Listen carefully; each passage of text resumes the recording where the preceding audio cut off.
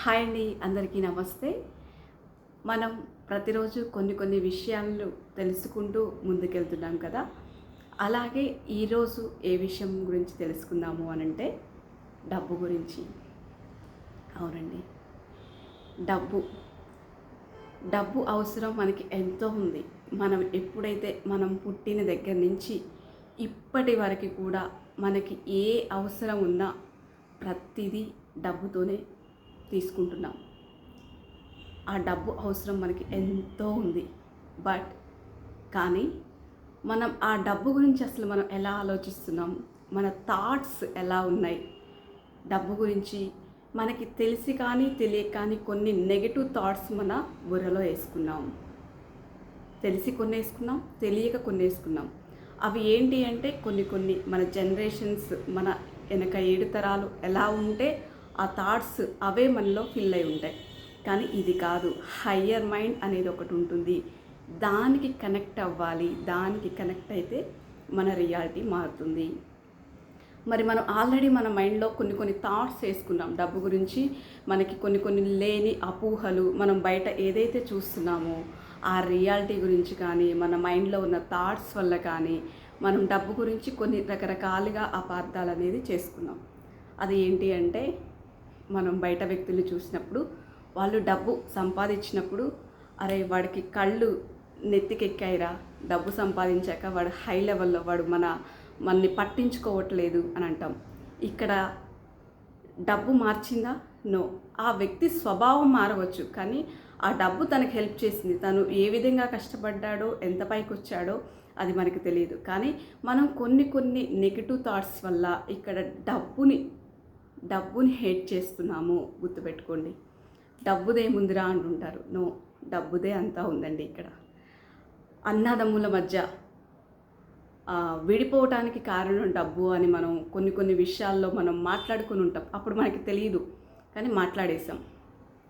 ఇంకా చాలా విషయాలలో డబ్బు ఏదైనా చేస్తుంది. డబ్బు నువ్వేం చేస్తావు అంటే, నేను భార్యాభర్తలు ఇద్దరిని విడగొట్టే శక్తి నాలో ఉంది, అన్నదమ్ములు విడగొట్టే శక్తి నాలో ఉంది అని ఇలాంటి ఎన్నో రకరకాలుగా మనం అవన్నీ బయట చూస్తూ, రియాలిటీ చూస్తూ డబ్బు గురించి మనం కొంచెం హేట్, ఒకలాంటి ఒక భావన మన మైండ్లో ఆల్రెడీ ఉండిపోయిందండి. ఎగ్జాంపుల్ ఇప్పుడు నేను చెప్తున్నాను. మనం డబ్బుని హేట్ చేస్తే అది మన దగ్గరికి వస్తుందా? రాదు. ఎందుకు? దానికి కూడా ఒక ఫ్రీక్వెన్సీ ఉంటుంది. అది ఎప్పుడు హై ఫ్రీక్వెన్సీలో ఉంటుంది. మనం ఎప్పుడు లోగా ఉంటాం. డబ్బు గురించి రకరకాల ఆలోచనలతోటి నేను చేయలేను, నాకేముంది, డబ్బుదేముంది, డబ్బు ఉన్న వాళ్ళంతా ఏదో ఒక ట్రాక్ చేసే పైకి వస్తారు. ఇలాంటి ఆలోచనలు రకరకాలుగా ఏదో ఉండి ఆ డబ్బు గురించి మనం ఏంటి అంటే లోగా ఆలోచిస్తాం. డబ్బుదేముందిలే, డబ్బు గురించి, డబ్బు ఉంటేనే ప్రేమలు ఉంటాయా, ఇలాంటివి మనం ఆ డబ్బుది అది ఎందుకు, దాని అవసరం ఏంటి, దాన్ని అర్థం చేసుకోకుండా ఈ బయట రియాలిటీ ఏదైతే ఉందో దాన్ని చూస్తూ మనం డబ్బుని హేట్ చేసాం. మనకి తెలిసి చేసాం, తెలియక చేసాం, మనలో ఉన్న థాట్స్ వల్ల చేసాం. మొత్తానికైతే హేట్ చేశారా? నేను చేశాను. నాకు తెలియదు అప్పుడు, నేను కూడా చేశాను. ప్రతి ఒక్కళ్ళు చేసే ఉంటారండి. డబ్బుని ఏదో ఒక రకంగా ఇబ్బంది పెట్టే ఉంటారు. కొన్ని మాటలు అనేవి ఉంటారు తప్పకుండా, ఎవరు ఉండరు. బట్ కానీ డబ్బు ఎప్పుడు మన అవసరం తీర్చడానికే మన దగ్గరకు వస్తుంది. ఈరోజు మన చిన్నతనంలో మనం పుట్టినప్పుడు హాస్పిటల్కి కానీ, అప్పుడు హాస్పిటల్ లేవండి, మంత్రసానులే ఉన్నారండి, వాళ్ళకి కానీ ఎవరికైనా పే చేయాల్సిందే కదా, డబ్బు పే చేయాల్సిందే కదా. మనం పుట్టినప్పుడు దగ్గర నుంచి ఇప్పటి వరకు కూడా మన ప్రతి అవసరం, ఈరోజు మనం తాగే ఒక కాఫీ, మనం ఎక్కడికైనా వెళ్ళాలంటే ఏదైనా కానీ డబ్బు రూపంలోనే. మీరు చూడండి, ఉదయం నుంచి సాయంత్రం వరకు మీరు ఎంత డబ్బు ఖర్చు చేస్తున్నారు, అది మీకు అవసరమైనవి తీసుకొచ్చేదంతా ఎవరు అనేది మీరు అబ్జర్వ్ చేయండి. మొత్తం డబ్బే తీసుకొస్తుందండి. డబ్బు లేకపోతే ఈ ప్రపంచంలో ఏదీ లేదు. అంత డబ్బుతోనే పొందుతున్నాం. ఆ డబ్బును మనం ప్రేమించాలి, హేట్ చేయొద్దు. ఎగ్జాంపుల్, మీరు మా ఇంటికి వచ్చారండి.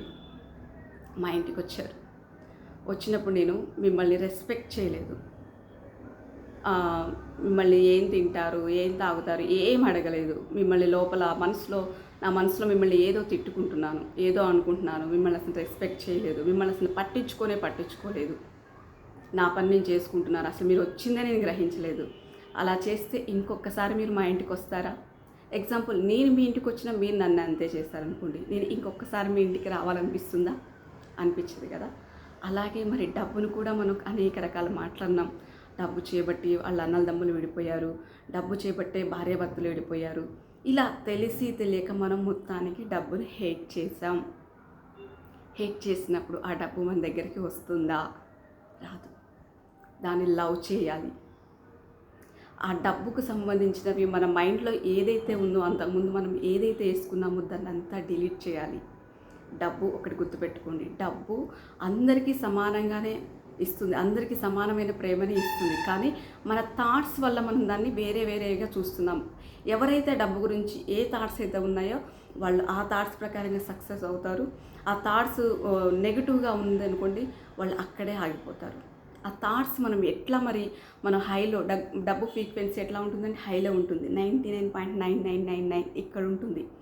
మరి మన ఫ్రీక్వెన్సీ ఎక్కడ ఉంటుందంటే లోగా ఉంటుంది. నేను చేయలేను, నేను సాధించలేను, నా వల్ల కాదు, డబ్బు సంపాదించడానికి నేను అర్హురాలని కాదు, నేను ఏది సాధించలేను, మన ఫ్రీక్వెన్సీ అంతా కిందకే ఉంటుంది. కానీ మన ఫ్రీక్వెన్సీ ఎప్పుడు ఈ హైలోకి వస్తుందో, 99.999 ఇక్కడ ఉంటుందో, అప్పుడు మన దగ్గరికి డబ్బు వస్తుంది. డబ్బు సంపాదించుకోవడానికి అర్హులు. మన థాట్స్ అన్నీ మారిపోతాయి, మన రియాలిటీ అన్నీ మారిపోతాయి. డబ్బు గురించి చాలా సబ్జెక్ట్ ఉందండి. దాన్ని మనం ఎలా అర్థం చేసుకుంటే అలా మనని తీసుకెళ్తుంది. మనం దాన్ని ఎప్పుడు ఏదో ఒకటి అంటుంటుంటే మన కిందికి నెట్టేస్తూ ఉంది. డబ్బు మన ప్రతి ఒక్క అవసరం తీరుస్తుంది. డబ్బు అంటే నాకు చాలా ఇష్టం.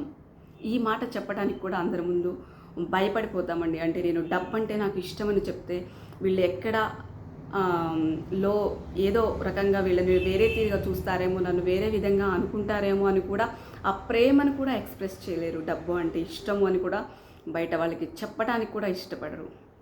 మరి అలాంటి డబ్బు మీరు పైకి చెప్పడానికే ఇష్టపడకపోతే ఆ డబ్బు మీ దగ్గరికి ఎలా వస్తుంది? డబ్బును ప్రేమించాలి. మన ప్రతి అవసరం డబ్బు తీరుస్తుంది. మనకి ఏం కావాలన్నా, ఈరోజు నేను కూర్చొని మీతో మాట్లాడుతున్నా, నాకు నెట్ బ్యాలెన్స్ ఉంటేనే నేను మీతో మాట్లాడగలను, అది మీ దగ్గరికి రీచ్ అవ్వగలదు. మీరు చూడాలన్నా మీరు నెట్ బ్యాలెన్స్ ఉంటేనే దాన్ని చూడగలరు. ఏది ఏమైనా డబ్బు మనకి హెల్ప్ చేయడానికే వస్తుంది, మన అవసరం తీర్చడానికే వస్తుంది. అలాంటి డబ్బుతో మనం ఎలా ఉండాలి, మన ఆలోచనలు ఎలా మార్చుకోవాలి, మనం డబ్బు మన దగ్గరికి రావాలి అంటే ఎలాంటి ఆలోచనలు మన మైండ్లో ఉండాలి, ఇలాంటివన్నీ నేర్చుకుందాం. మీకు అసలు ఈ సబ్జెక్ట్ ఏంటి అని మీకు అర్థం కాకపోవచ్చు.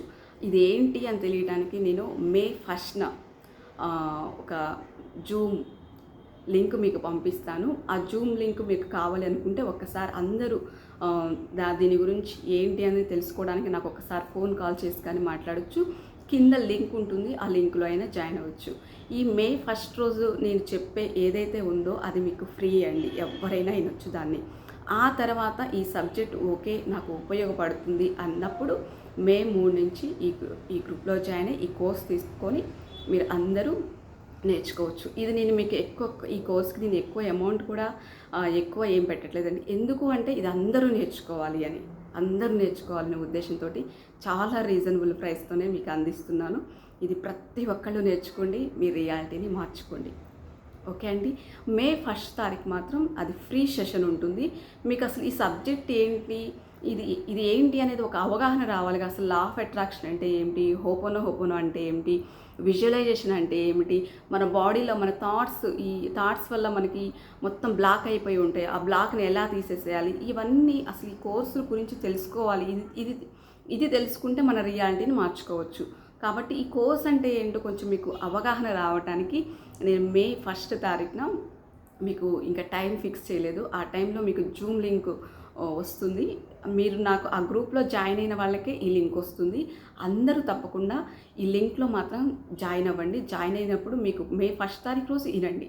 విన్న తర్వాతకి ఓకే ఇది నాకు అవసరం, ఇది నేను నేర్చుకునే సబ్జెక్టే, ఇది నాకు కావాలి అనుకున్నప్పుడు మీరు May 3 నుంచి 21 days 21 డేస్ ఒక కోర్స్ ఉంటుందండి. మనం ఒక దీక్ష ఎలా తీసుకుంటామో ఈ 21 డేస్ కూడా మన మైండ్లో ఏదైతే ఉందో దాన్ని తీసేసి మనం ఏదైతే ఆలోచనలు వేసుకున్నామో ఆల్రెడీ అంతకుముందు మన 7 జనరేషన్స్ నుంచి మన అమ్మా నాన్న నుంచి అనేకమైన థాట్స్ తీసుకున్నాం. అది ఎంతవరకు అవసరం, ఎంతవరకు ఉంచుకోవాలి, నెగిటివ్ అయితే దాన్ని ఎట్లా తీసేసేయాలి, దాన్ని ఎట్లా క్లీన్ చేసేసేయాలి, డిలీట్ చేసేసేయాలి, మనకు కావాల్సింది ఎలా క్రియేట్ చేసుకోవాలి.